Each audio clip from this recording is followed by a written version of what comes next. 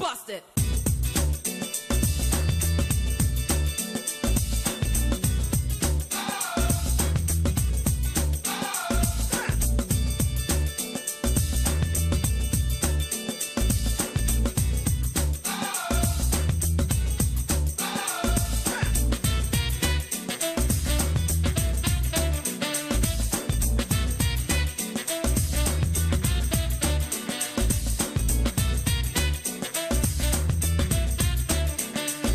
Hello and thanks for staying with us. Welcome to Political Platform. My name is Ait Political. Now, where is the power?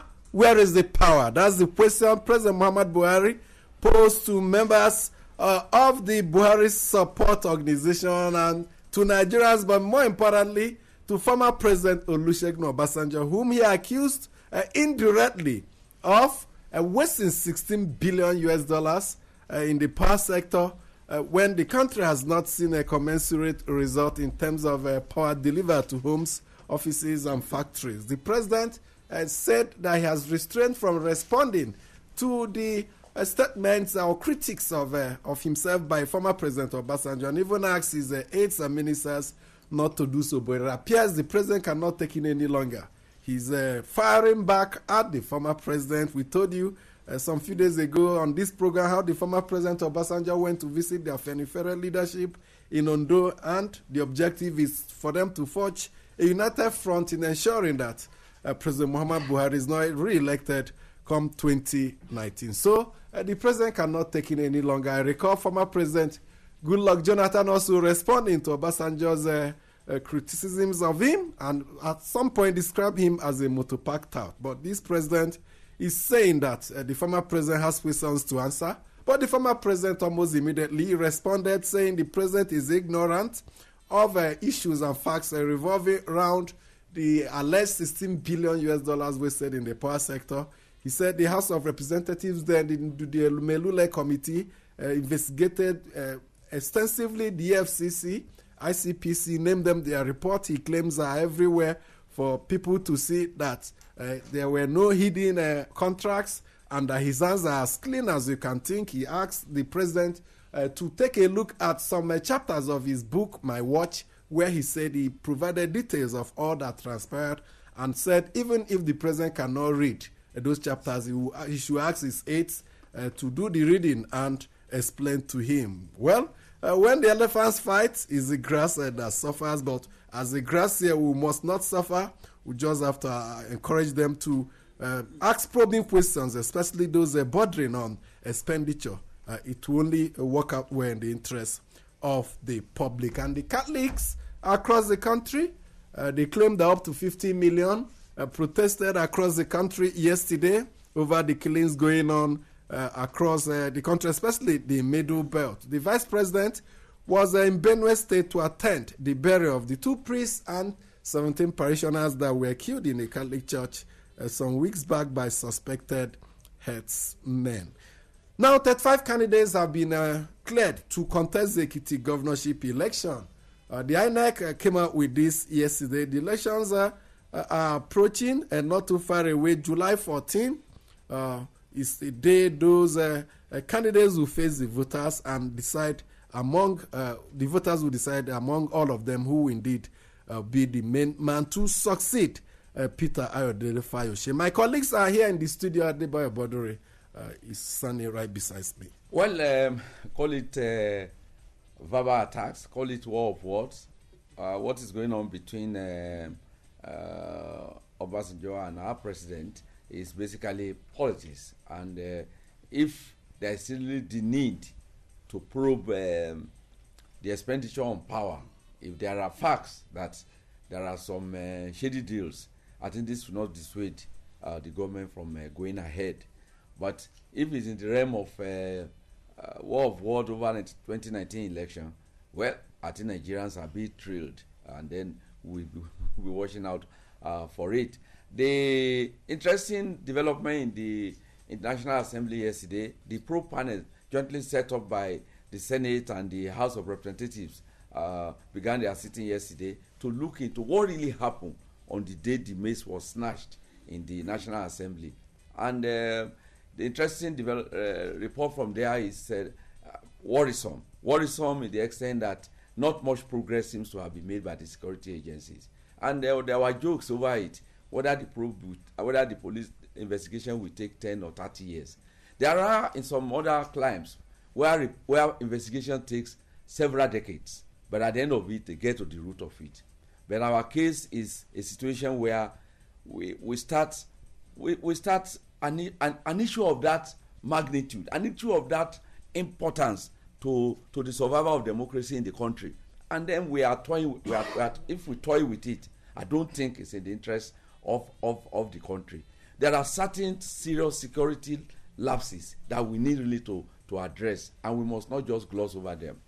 The senator at the center of it, Ovioma Agege, was at the committee yesterday, but he refused to testify, saying he had already instituted a case on the same issue before a competent court, so he will not be speaking. But the police, after 1 month, they said they are yet to conclude the investigation, and the officer that testified before the committee said it could take up to 10 years. That was first one of the lawmakers to say even 30 years for that matter to be concluded. They claim that the CCTV mounted across the National Assembly complex were not very functional, and it may impede their investigation. But we know very well that journalists were on hand, and there are pictures everywhere. The same pictures that the police used to arrest those that carried out the offer robbery in Kwara State.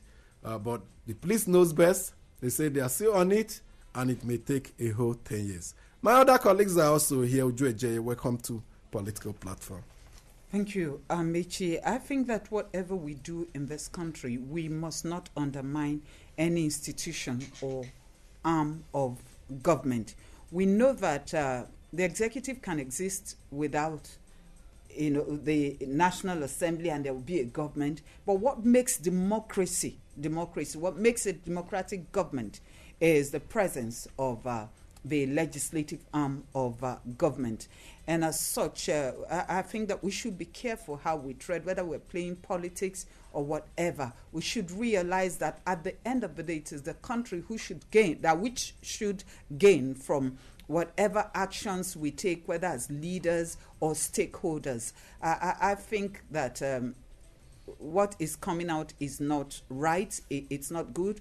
I know that from information gathered by journalists on the day that this thing happened, and some of us actually witnessed what happened. Some people were arrested while they were trying to escape, some of those who were trying to escape, and handed over to the police. Now, if you have those ones in your hands, I don't think that with such evidence, it will take 10 to 30 years for you to get to the root of what happened, since you already have a lead. Well, the police said they are yet to establish the link of those arrested with the stealing of the maize and invasion of the National Assembly complex. Jama Samo, the INEC released the list of parties that will be contesting the Ekiti governorship election, 35 of them. Of course, Amechi, I would like, first of all, before I go into the issue of INEC, to pay tribute to a man, a fine journalist who left us 9 years ago.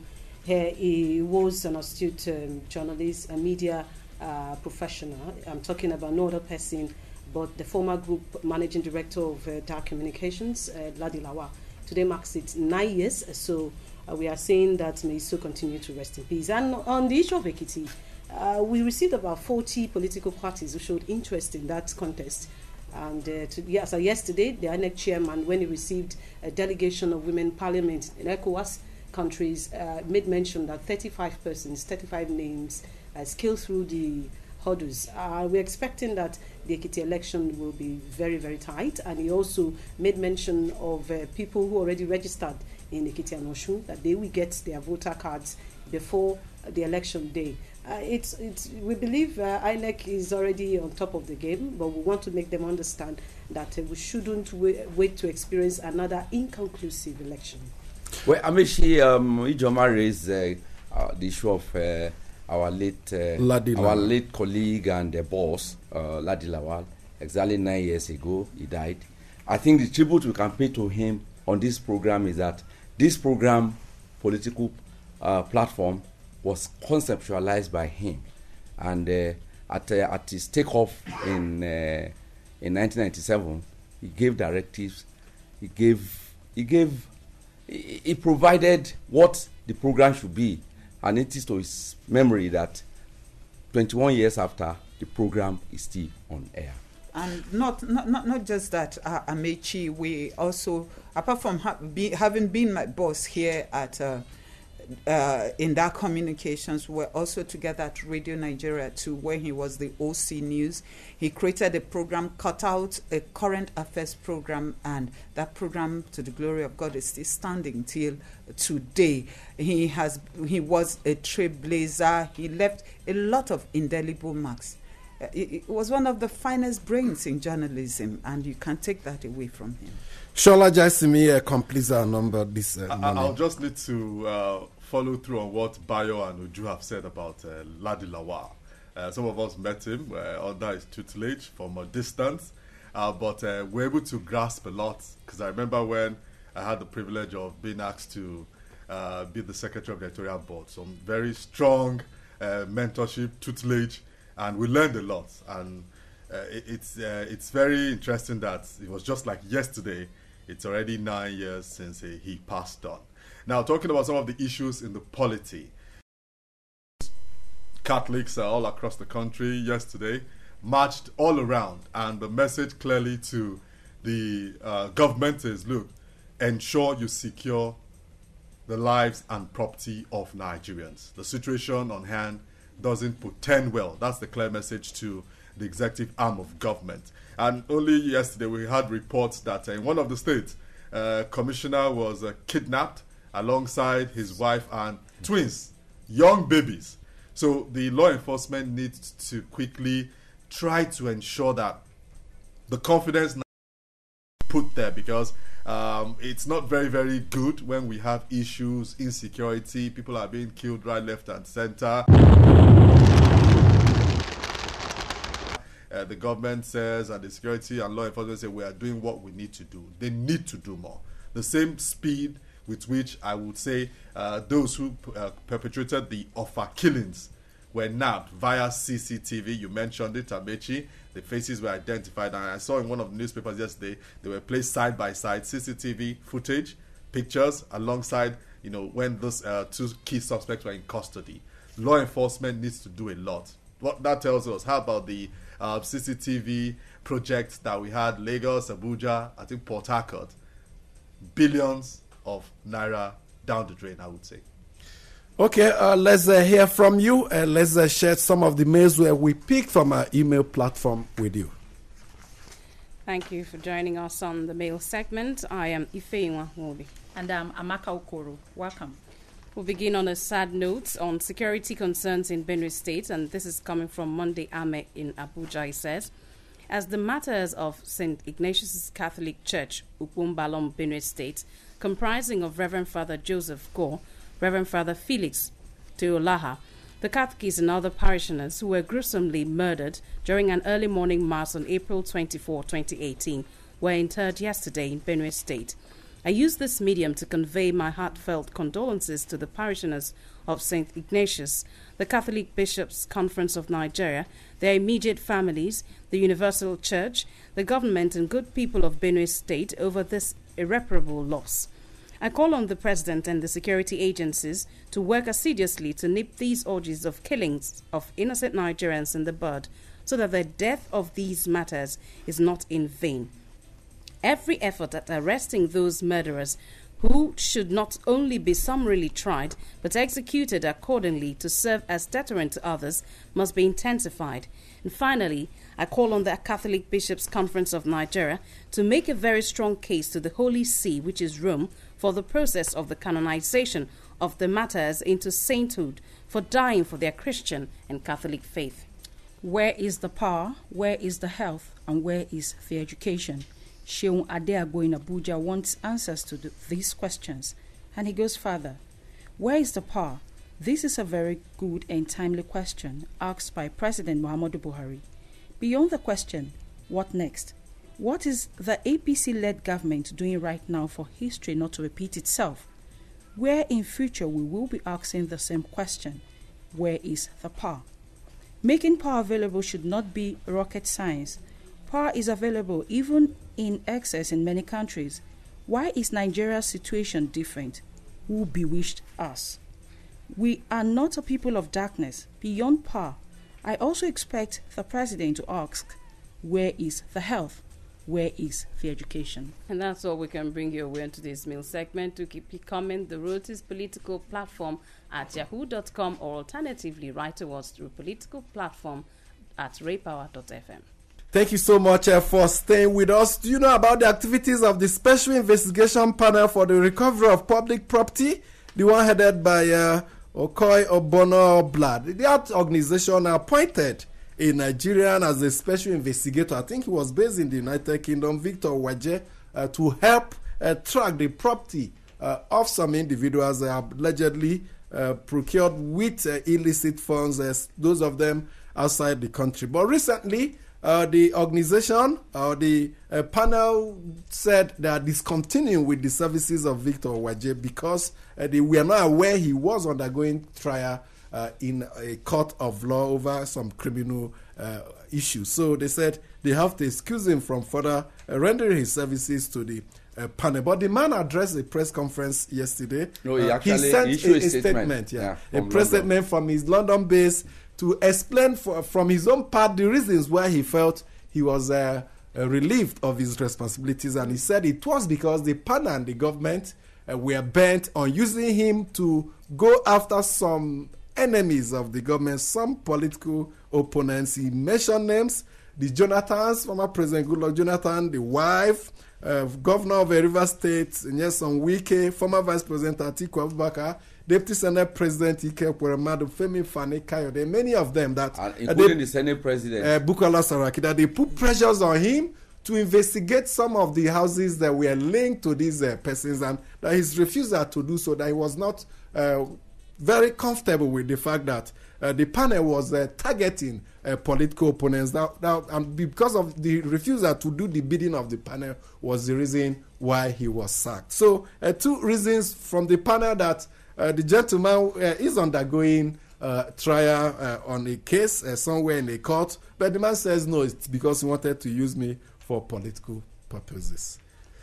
Well, moving ahead now, the protest by the priests, by the Catholics yesterday was one that happened across the cities of the Federation. The Director of Communication, Catholic Secretariat, that we spoke with on this program yesterday, Reverend Father Patrick Alomuku, said they hope to carry out the protest in 54 cities. And we can tell you that it was a huge protest in most of the cities that we got reports from. But the major one was the burial of the two priests and the 17 worshippers that were killed in a Catholic church some weeks ago. And Vice President Yemi Osinbajo was happy that a high-level delegation from the federal government went to that burial, unlike what we saw with the burial of the 73 that were killed in Guma local government area, where a lower level of representation from the federal government went. So it tells you that indeed the government is concerned seriously with this spate of killings. The Vice President spoke against the killings, but enumerated the steps the government is taking to really end it and bringing perpetrators to justice. Amechi, I think that protest yesterday sent a strong message to the perpetrators of these killings. And also, it was called by Catholic organization, but we saw in Abuja members of other faiths joining the protest. Even some Muslims were there too, because they do not like what is going on in the country. It has sent a message. We expect that the security apparatus of this present government should beef up their tactics so that we don't have this. We're heading towards 2019, so this shouldn't be a point. We know what happened. Remember what happened in 2015. Before 2015, it was 12 Boko Haram from the northeast, and now the North Central is getting it very hard from killer headsmen. The government should do something about it, though they are trying, but we think it's a responsibility of all Nigerians to put hands together so that we have a safe Nigeria where we can live. Amici, life anywhere is precious to God, more so that God made man in his own image. Every life, whether of a Muslim, of a Christian, a Hindu, or Buddhist, whatever, is precious, and only men of goodwill understand that. And I believe that was responsible for what happened yesterday, the kind of solidarity that the Catholic faithful received yesterday. It is good that the government sent a high-powered delegation, but I think that it's got to the stage where we need to go above sending delegations to preventing such occurrences, and that's where we are today. Because if you see the kind of reaction yesterday, what if other people took to the streets too in protest? At a stage, it may get nasty. So we must prevent whatever would give rise to a situation where things begin to implode on us in this country. We must do everything possible, to avoid that. More so that the people have really had it. Some people have been pushed with their backs to the wall and beyond even the wall. I think that if we're short of security operatives, if the security agencies are short, then the government should do something to beef it up and also provide adequate facility for the people who are fighting these ills, these killings, so that we can have concrete results. And most importantly, as I would say, let there be sincerity of purpose. And following through on what Ijoma said a couple of seconds ago about other Nigerians of other faiths also being part of it. Only yesterday, the leader of Muslims in Nigeria, I'm talking about Sultan of Sokoto, he also gave an encouragement, said, look, these are precarious times for Nigerians. We need to rally around one another.